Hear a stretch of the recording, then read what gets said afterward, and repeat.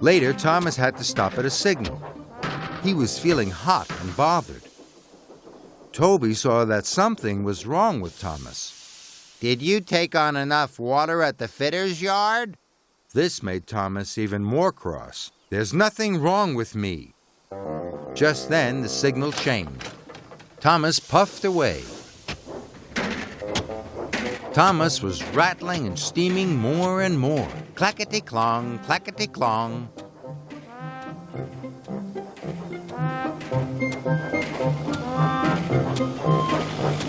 Further up the line, Percy was waiting at a crossing. "What's happened to you, Thomas?" cried Percy. "You look puffed out." "Bother," steamed Thomas. He didn't like being told there was something wrong with him.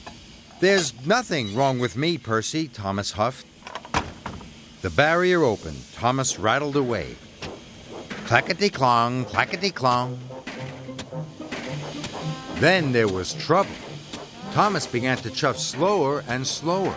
"I need a rest," he gasped. Thomas clackety-clonged into a siding. Steam burst from his boiler, and black smoke flew from his funnel. With a final clackety-clong, Thomas broke down. Thomas felt terrible. The school choir began to sing to pass the time. "The children will be late for their concert," Thomas wailed sadly. "And it will all be my fault. I've let everyone down." Thomas was upset. Just then, Gordon puffed around the bend. "I've broken down," groaned Thomas.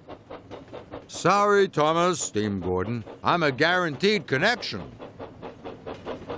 "Now what am I going to do?" cried Thomas. He was worried. Then Thomas heard a whistle. It was James. If I ask James for help, he'll laugh at me again. But I don't want the children to miss their concert. So Thomas tooted as loud as he could toot. "Stop! Bust my boiler," laughed James. "I said you were a broken-down little engine."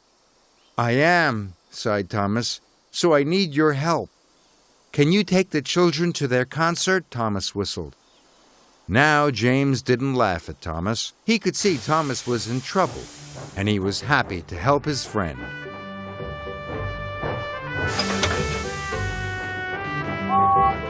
I'll get the children there on time, he wished. Thomas knew he had to get back to be repaired as quickly as possible. Henry was sent to collect Thomas.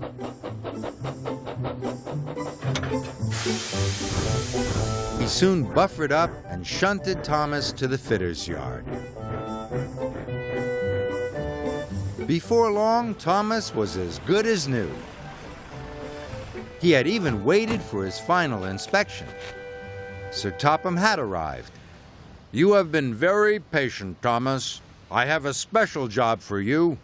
You are to collect the choir and bring them home again." "Thank you, sir," chuffed Thomas. He was delighted. "Clangety-clong, nothing is wrong," he laughed, and Thomas smiled all the way to the concert.